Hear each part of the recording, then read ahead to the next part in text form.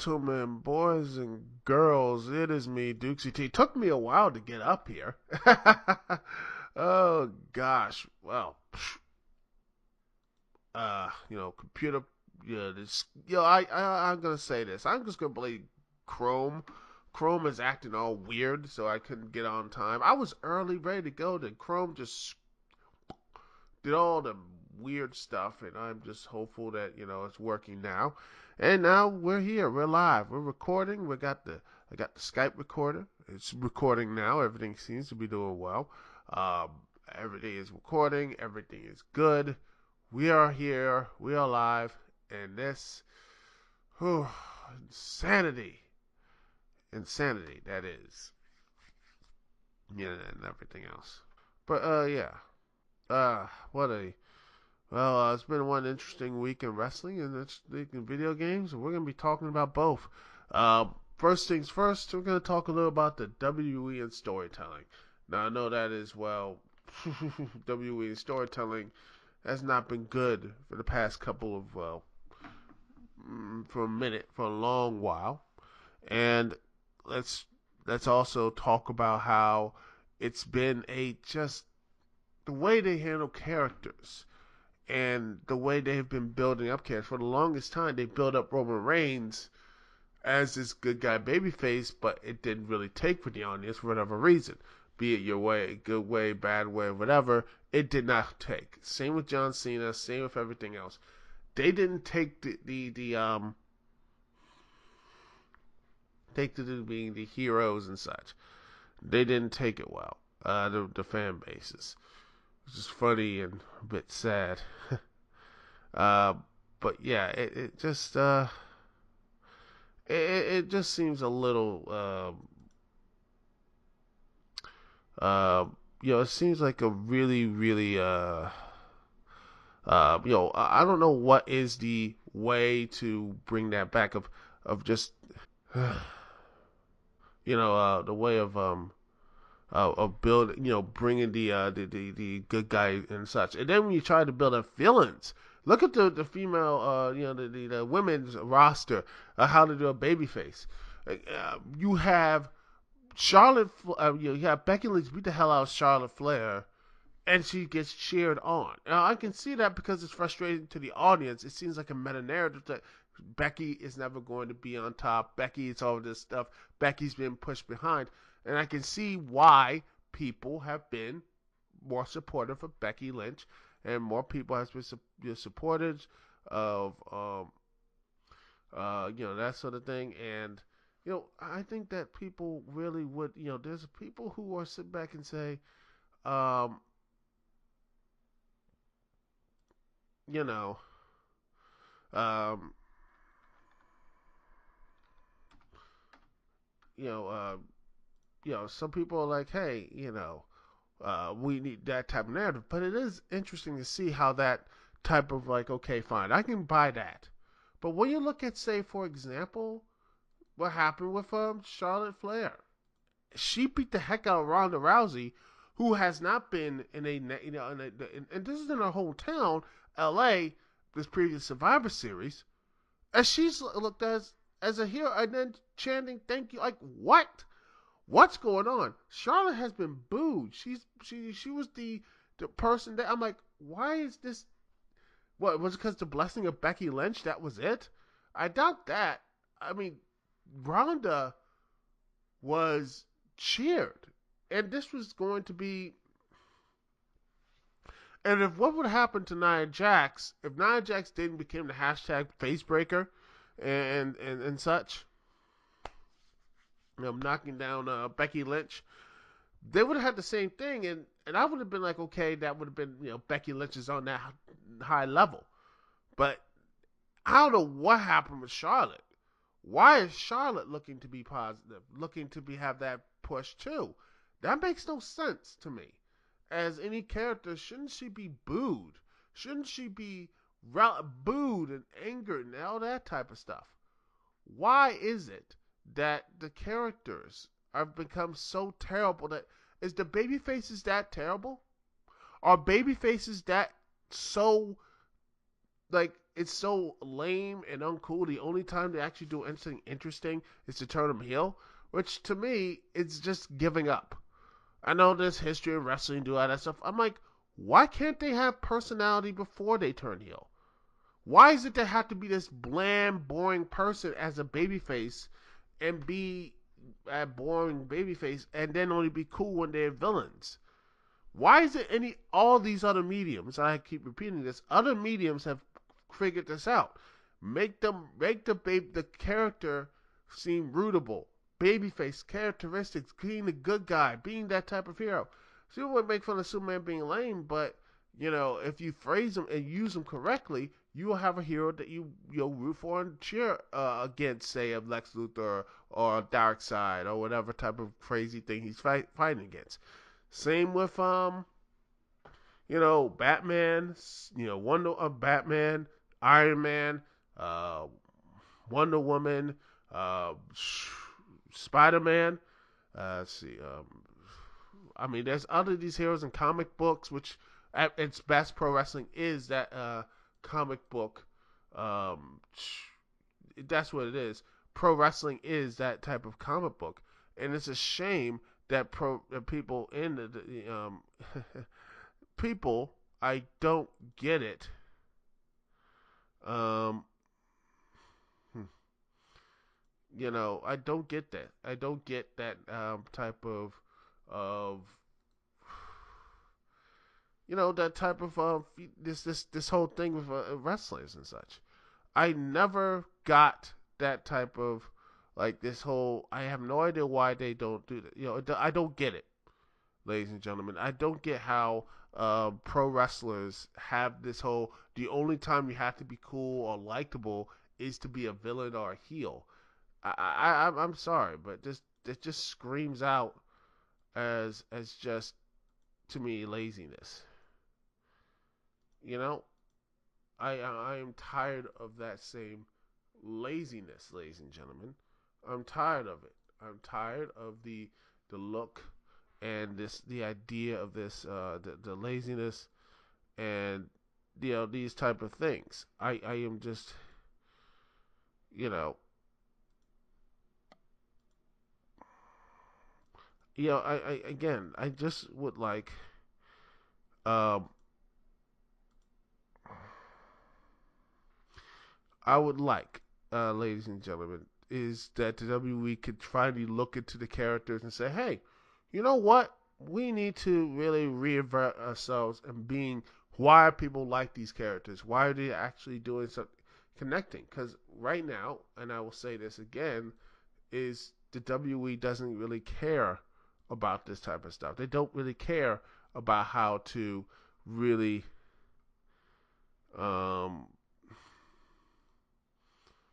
you know. Hmm.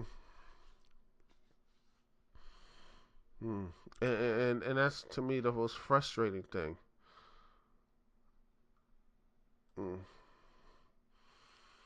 Uh, but yeah, that's the thing. The frustrating thing about that, and how does WWE completely make sure this continues to grow and try to make this into a bet. I mean, let's really be honest here, ladies and gentlemen, is that we have to, as a as wrestling fans, you gotta look and see why we cheering these guys. What makes them good? I mean, if we're just confusing what is a heel turn, what is a face turn, we need to have that moment to really cheer for these guys and gals and make them see that there is a. I don't want to force people to tell people what they want to do or anything else, but I just want to. Why are we cheering for these people? Why are we doing this? Is it just the meta narrative? Is it because of this type of thing? Which to me that shows really terrible storytelling by the WWE standards.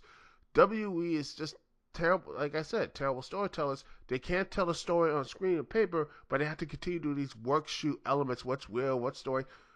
Can we just? I would tell the WWE if they were ever listening to my little show, is that why don't you just stop with the work shoot stuff for a while, put that stuff away, and start doing crafting a story and a narratives that are that make these characters interesting. It's simple.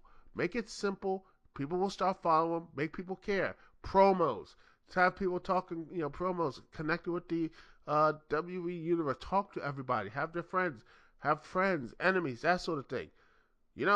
I mean, that's you look at the old school stuff. It's like I liked it when baby faces came out and when things got too rough. Baby faces came. It wasn't agents. It was baby faces. They weren't even involved with the conflict. They said, "Hey, stop this right now." That was WCW. That was old school WCW, old school NWA stuff. That was actually pretty cool. Like watching the old school Starcades and they see baby faces going out there and actually helping them. That baby faces celebrating when the good guys win. I miss that. I mean, why not have that type of stuff? Why is that? I mean, the only time I remember having it was the SmackDown roster coming out and congratulating Dean Ambrose. I wish we had that type of stuff again. I wish we had that type of babyface atmosphere. And also, what about Roman Reigns? Like, yeah, that's the Roman Reigns winning the WWE title against Sheamus. Yes, that was probably that's one. But yeah, it's sad that we have to. It really is. It's sad, ladies and gentlemen, that it's just a rare. Like it used to be that way. It used to be simple. Now it's just everyone's trying to they can't really do these type of things unless you just highly say screw it. This is real world stuff like like Lucha Underground, which I think WWE can do and should be doing. A PG version of Lucha Underground would be amazing. It would actually be something fun, exciting, and they can do it. They just need to have the will to do so. And I doubt honestly, until Vince is have him so preoccupied with the XFL, which he's gonna have his own. Maybe Triple H can do that. I see little bits of that here in NXT and his like fingerprints or whatever, there, and there's some positive stuff NXT. Then see 205 Live, which I haven't cared for. There's some stuff there I like, but overall, I want to have that type of when good guys win and have a sustainable good guys, bad guys, people in the middle. You have that, but you need to have like why are they fighting? Why are they fighting this type of? Why are they doing these type of things? Because if we just sit there and they're just like, yeah, who cares? Like, yeah, whatever. No one is going. It just seems like the WWE is just stagnant in place. And don't get me started about how the Raw is basically just the villains just beating up people. And I'm like, okay, hopefully the heroes will rise up, but it's been like that for far too long. The heels have been dominating for too long to get heat. Hell, I wouldn't be surprised if that's another, like I said, another issue is that WWE, and I will say this, and I promise you this, ladies and gentlemen, will they will say, oh, they would. I honestly would not be surprised if they could. They would when Roman Reigns, and if Roman Reigns comes back after his leukemia treatments and he's healthy, good to go. I wouldn't be surprised after 6-7 months he turns heel because reasons we need heat. We need heat. I'm like, okay, saying like Brian Alvarez, we need heat. We need heat. I'm like, I don't care about heat. The reason why you have so much heat, and then at the time you have all that heat, you're not gonna have the good guys look like complete losers, and they lose, and they just good guys compete like losers. The violence get so much heat, and they get people just tired, they're burnt out, and people leave, which they are leaving, but it doesn't matter. They still get their $1 billion contracts or whatever. But yeah, it seems like the villains continue to win. Some, like I say, would rather see blame this on Game of Thrones. Okay, fine, but I honestly think that should not be the main reason. The main reason why this is just lazy, old school booking. They try to be like the NWA, which WWE has not been like the NWA. They had long babyface runs, and now they're trying to do the same thing. It's just I mean, I think the reason why they're doing this is because they tried it with Roman Reigns, and they tried to do it Roman Reigns. They tried to do it with John Cena. It didn't take. Um, maybe they're like, okay, we'll just do long heel runs and such. But when you look what's going on outside of WWE, all the crazy stuff that's going on in the real world, we need a hero. WWE needs a good hero at this moment. Be it, hey, I may not like it, but Finn Balor needs to check all those boxes at this point. Give him a good story and run. Seth Rollins, he's busy with Dean Ambrose, and I honestly think Seth Rollins is a terrible babyface. I honestly say screw it. We need a hero. Have Finn Balor win and save the day. If Braun can't go. If Braun can't go, have Finn Balor build himself up, win the Royal Rumble, beat Brock Lesnar, beat out Drew McIntyre, and have that type of thing. If you want to do it, fine. But the WWE needs to have a good babyface. And the only one I can see right now is, other than Braun Strowman, maybe Elias. He does have that type of charisma and such.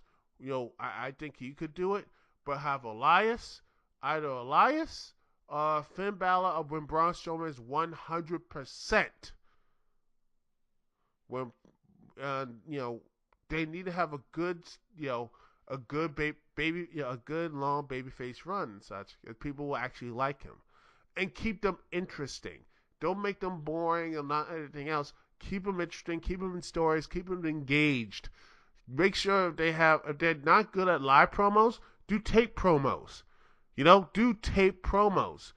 Give them tape promos so they can do these type of things. And if they're confident enough, then do live promos when the crowd doesn't really get does their whole things, their derail things. That's what they should be doing. Try to protect the guys and gals who are going to be baby faces or heels. Have them clearly defined. And if you want to do trainers, fine, but you have to do it present them well. You know what I'm saying? But that's just my personal opinion. Could be wrong, but yeah. I could be wrong. Alright, we're going to take a little break, and we're going to be coming back, ladies and gentlemen. And when we do, we are going to talk about this huge, this supposedly what's going on in the British UK, in NXT UK, situation, which I was talking about this on Twitter. People were getting a little bit upset about it. We'll talk about this, and later on, we'll talk about what happened with Fallout and Battlefield 5 and all that stuff. It's going to do games and their sales after the song, which we'll be playing. Let's see a little bit of songs, a little bit of fun. Let's play some. Let's see, the UK. Let's see. Anything in the UK? Oh, they do like their Sonic the Hedgehog. They love their Sonic.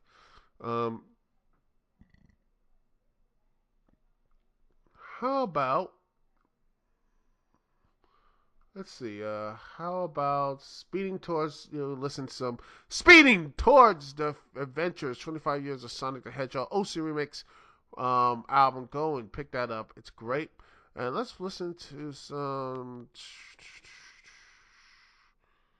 Never Fear the Fall from Sonic 06. One of the best things about that game is the soundtrack. But listen to it. It's not that bad. It's actually pretty good. But here's the remix of the song Never Fear the Fall by PI511. Listen, it's going to be a nice song, a little bit of Diddy here. We'll be live. We'll be right back right after this. And when we come back, we're going to talk about the NXT UK and British Wrestling coming ahead. We'll be right back right after this here live on TalkShoe.com. Here on the Dukect Lounge. We're right back right after this.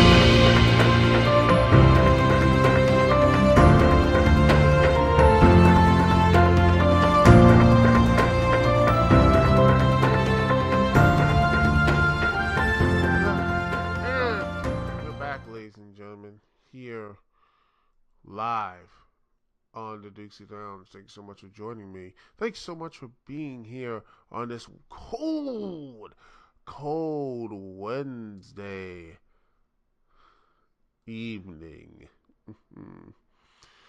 Okay.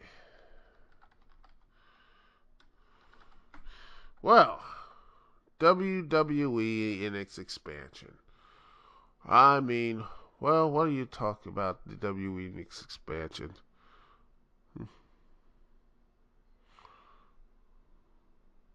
It's not really surprising. I mean, they are going to do these things and all this other stuff. And some people are like, oh, that's great. They're expanding and doing all this stuff on the, NXT UK. And a lot of people said there was some wrestlers from the UK. It looks awesome. I can't wait to see it.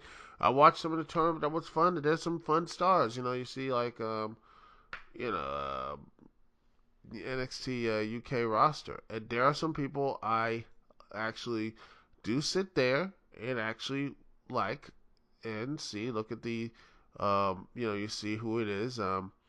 Pete Dunne, even though he's been a champion, UK champion for so long, it's just I don't really care anymore. Tyler Bate, I like him. I honestly like Wolfgang. I really wish Wolfgang was more. I wish he was. Uh, I think that's a good. I think that's something like that. I can't wait to see. Um,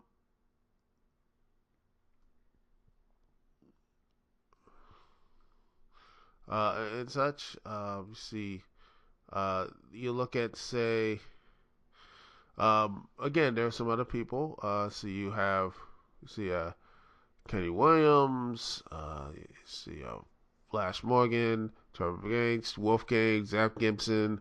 Again, there's some people. Dakota Kai, Killer Kelly, Tori Rip, Tori Storm. A lot of guys and gals in the uh, NXT UK universe and such. I honestly, there are some good wrestlers and such, and honestly, even though I'm not totally in the NXT UK, watching stuff and looking at them. I'm not going to deny they have talent. I'm not going to deny they actually are, competent and such, and I'm not going to take away people who actually do like them. If you like it, hey, that's good on you. I'm happy for you. But man, you realize this was not going to be, even though they have. And the thing is, I'm going to say this: with the story, it's not really surprising. Let's really, keep it 100 because supposedly this is sources from Wrestle Talk. You don't know if it's true or not. Is that the NXT UK roster has been given new contracts, but will prevent them from working for any other promotions in the UK. It's interesting because most of the people they've been working with other promotions in the UK, like Defiant, Rev Pro, Progress, uh, ICW, and WXW in Germany. That's the they kind of good working relationships. In fact, no, they could not work since they signed UK. They couldn't work at Defiant. They couldn't work at Red Pro, but they can work once upon a time. Progress, ICW, and WXW. They were okay with wrestlers working there, but then the sources has come out that the new contracts was that from UK working anywhere except for partner groups and such. So pretty much W has exclusives. So I mean, it's not really surprising. This was going to happen eventually. They were going to sign up these wrestlers. Come on. You didn't think the W were going to let these guys and gals work in other places, would you? Do you think they were going to work other places? You think they were going to sit there and say, "Oh, okay, you're going to work in another place"? You know, hmm, why am I not? It's not really a surprise. No surprise here, ladies and gentlemen. There's no surprises here. There's no surprise, nothing there at all. And I honestly wish, I do, I truly, truly wish that, that the W would have actually the whole independent contractors. What a thing. Um, um, was a thing. I would love to see the independent contractors where actually they will actually work in other brands, other places, and still be fine. They could do that. Truly work what they want to work. You know, since they love that independent contractor stuff. I mean, WWE likes to tout out wrestlers are independent contractors, but they sign contracts and such, so they can't work anywhere else's. That's how that BS there. If they want to work, let them work. But yet here we are. The New Deal does not. But here it is. Um, um, and this is a response is because of this disappointing house shows as drawn from recent tapings. Only reported 800 in attendance on each night of the Liverpool events. That's why they want to keep their roster up there, saying we have exclusive rights to it. Okay, fine, but I personally think the reason why they have less, people there is because WWE is expanding too big. It's way too big. It's too fat. It's like in every other empire. It got way too big, and it's hard to manage. They're managing all these stuff. They want to do the UK stuff. They want to do something in China. They want to, I'm like, they're going to collapse within itself. Like every empire, they're going to collapse within itself because they're going to have to say, a couple years from now, heck, even NXT loses their money, and yet they still run that thing out to the ground and run it and say everything else. It's super indie as it is, not a performance center. Which, by the way, they should be running as a performance center, not an indie. NXT should be a performance center, not an indie. That's at the end of the day should be. But they running as a super indie because hey, the internet people love the stuff. Even though you know that the takeovers have been just bland recently. Yeah, bland, and I don't really care. There are some stars I want to see them actually do some real performance, actually growing. But just again, it seems that they're trying to have a cake and eat it too. But then again, that's in NXT. But that's all the other stuff, and people have been talking about that for years now. But yeah, but here we are once again, ladies and gentlemen, at the same bigger and such this stuff here is that NXT they want to keep their roster. We're not doing it, and not for everyone, according to this article. They still see some NXT UK talent and appear on indie shows, but again, who knows? And the reason why they have been is because, um, but yeah, good news. They can finish up their advertised bookings to the end of the year, and here's something interesting. One of those is that the reason why the additional restrictions attached is one of those is is that talent can only wrestle on a show if there is a paramedic there. Which gives me so many, but it's not really surprising in this industry that wouldn't surprise you how big or small or wherever else there are some wrestling shows that don't even have a paramedic or anything else or trainers standing by because wrestling, and they can't afford that stuff because again wrestling is a scummy business and they're cheap and people would say, oh well, they didn't think the wrestlers can't get hurt, especially with all the crazy stuff they do nowadays. It's not really surprising. But yeah, it's the reason why I'm apparent that due to several members of the roster turning up to recent UK performance training sessions carrying injuries that WWE were unaware of. And again, more smaller promotions could be a problem. Personally, I would say this: if you don't have a medic or a paramedic there on standby to begin with, I don't know why you're doing shows. That's just me. If you ain't going to be able to take care of your talent, be it rental or your own, if paramedics or training staff, then you shouldn't be opening up a pro wrestling show, period, bar none. How's that? You know? And also, the sources include that NXT UK talent will not be permitted to wrestle against anyone contracted to Ring of Honor, Impact, New Japan Pro Wrestling, World of World Sport, or any other major promotion.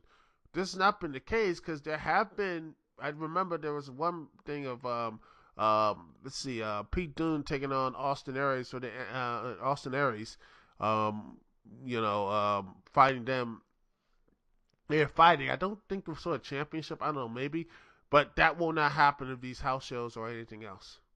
Um, and you see, Title Wrestling, a promotion based in Leeds, were on a Facebook page said that these appearances, they said that December, due to these changes and circumstances, December call will mark the final appearance of NXT UK talent at shows. And other promotions are expected to follow suit. And again, that's what it is. But you know what? I'm not really surprised by this. Are going to WWE goes into they try to be the best friend, but at the end of the day, they're gonna say, hey, they want to take over, and that's what they did.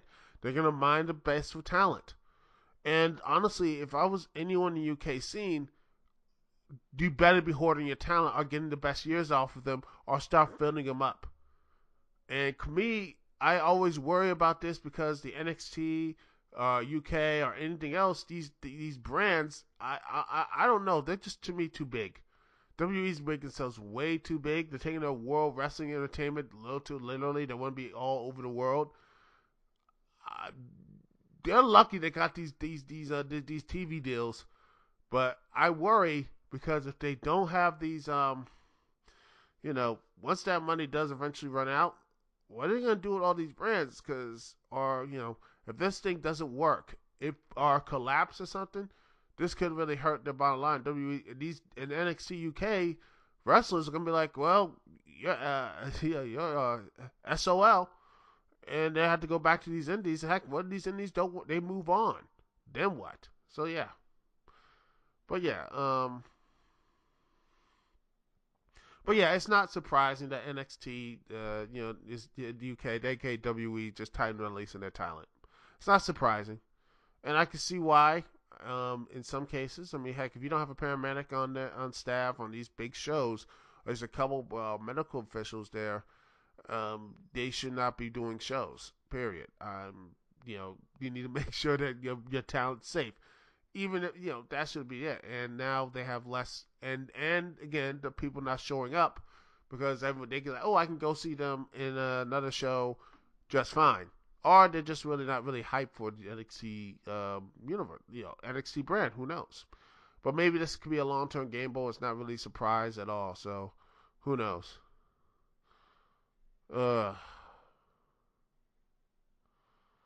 Anyway, we're gonna take a small little break. Um, we'll be right back right after this, and we're going to listen to some music.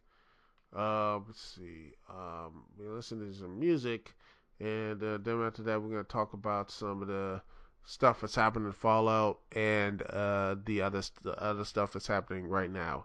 We're going to listen to some. Let's listen to some Teenage Mutant Ninja Turtles. Let's listen to Cell Shocked. How about that? How about we listen to some of that? Listen, and how about something we haven't heard for a long while? Let's see, where is it? Trail Dust and Turtle Racks. Bury Myself at Wounded Knee. By Viking Guitar. We'll be right back. Listen to this song. Trust me, it is worth it. We'll be right back right after this here live on TalkShoe.com.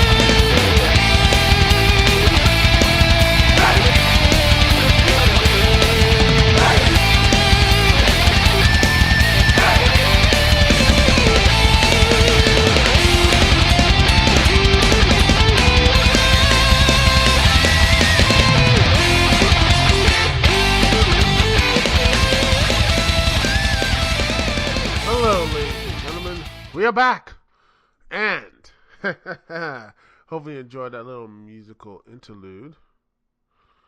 Uh, and man, well, man, oh gosh, I look and see what's going on in what's going on right now with the gaming stuff. But it's interesting. It's I didn't think it's possible that everything that could go wrong to a of a game than Fallout. And this is from a series that has had such a rich history. Um, and even before Fallout, before the Fallout series was, you know, the main series of Fallout was was made way back in the day by Interplay. I never played the first Fallout. Um, I play only Fallout 3, and again, I'm not into the Bethesda thing. I said this on many podcasts. I'm basically boycotting all Bethesda products to the point of just saying I don't really care about it. I'm like, the way they handle, like, when you look at when I say Prey, or they did, that whole Prey, they copyright crap with Prey to gods and everything. I was like, yeah, I'm not buying from them anymore. And you know what? This right here proved, you know what? I think every day I look like I'm like, I've made the right choice because it's so terrible, and it is glitchy, it's horrible and terrible. Everyone's like this, and then you have lawsuits, which I'm not kidding you. There's a lawsuit. Um, they are going to um, uh, sue, um, Bethesda over Fallout 76 refunds. And and this is a law firm, McGowan Rathod, told the it was researching Bethesda for deceptive practices, trade practices regarding Fallout 76. Its website crashed. A post by one of the law firm's interns on the RP Reddit board, almost 2,000 upvotes, made it to the front page of Reddit. And it says, quote, Jason Rathod, the partner firm, the response has been overwhelmingly positive. Um, and they are saying the reason why they aren't looking at a lawsuit is like they're trying to get a refund, and they're being refused by Bethesda, and that is not good. It's interesting. Wonder how that Steam refund, I thought they were selling this on Steam. They would get an instant refund, but they must have dealt with Bethesda directly, and now it's just pretty much, they want a refund from this bad game, but they're not giving you one. It's like, well, nope, we got your money. And now it's like, here's the interesting stuff: is it's so bad. It's lack of content, game breaking bugs, and it is just easy to cheat game, infinite money experience. And the heck, there's a character and player. I think it's actually in the link in the article. Um, he bugged out and became invincible. The service disconnect frequently, and all this other stuff. And again, I'm not someone who's going to play this game for any reason. And and now people are just pissed off. And again, link in the description, motherboard article, and it says, yeah, they're going to sue this. They're suing this thing, and it's amazing. And you look how bad it is at the Fallout. Let's see. All right. Let's see. The price cut. There's actually been a price cut from. It is down to right here. Bethesda has dropped, and PC gamer, link here, it is nearly the half launch price by 30. It is now $35 to buy this game. $35 to buy because they dropped the price to $40 on Black Friday, and now they dropped to 35 to 35. Heck, by Christmas, I think this game will be selling for $20. I'm betting you this game is going to be sold by $20 by the end of this year. You will see this game be sold for $20. I'm not kidding you. It's going to be that. It's going to be that way, ladies and gentlemen. Oh, that's going to be a fun thing, huh?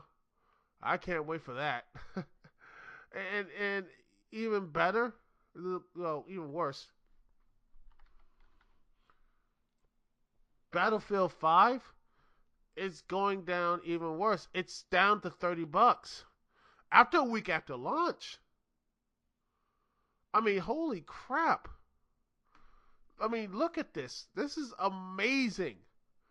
From going to these two major games, these two major like AAA games are now going to this lower point. And links in the description seeing the prices. Again, these are not some weird stuff that's going on. This is happening.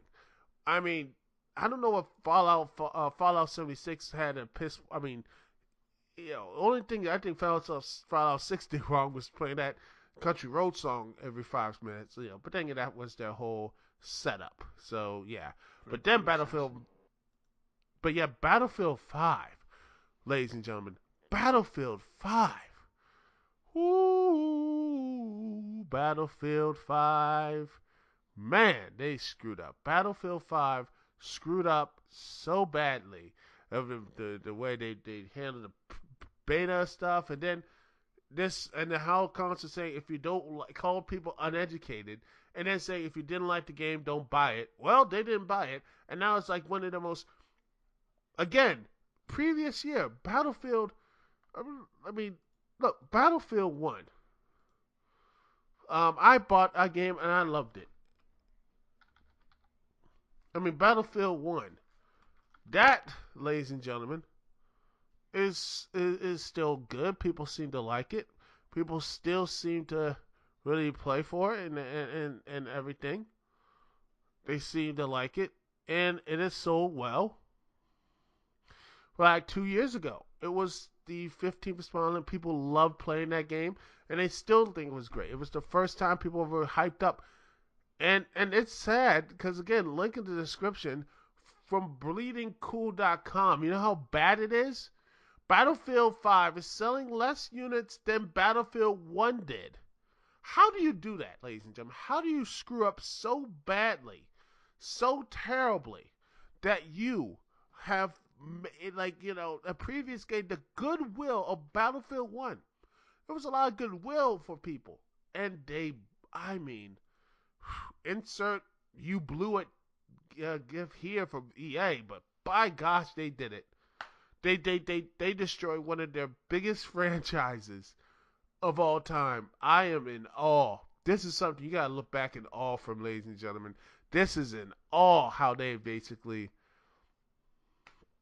how they screwed up their own franchise like this.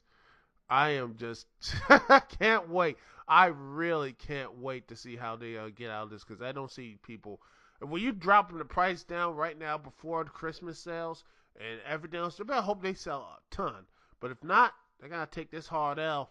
EA's gonna take another hard L, and they better hope Anthem's good. But then I don't think Anthem's gonna be that good. But my opinion is that this, to me, when you look at these two titles, Fallout 76 is going down. Battlefield is going down. And these two major franchises with these names that are not selling well. They don't have, I never saw this like people just like saying, you know what, we don't want to play these games anymore. They don't. And you sit back like, what's going on? Who knows? I don't know.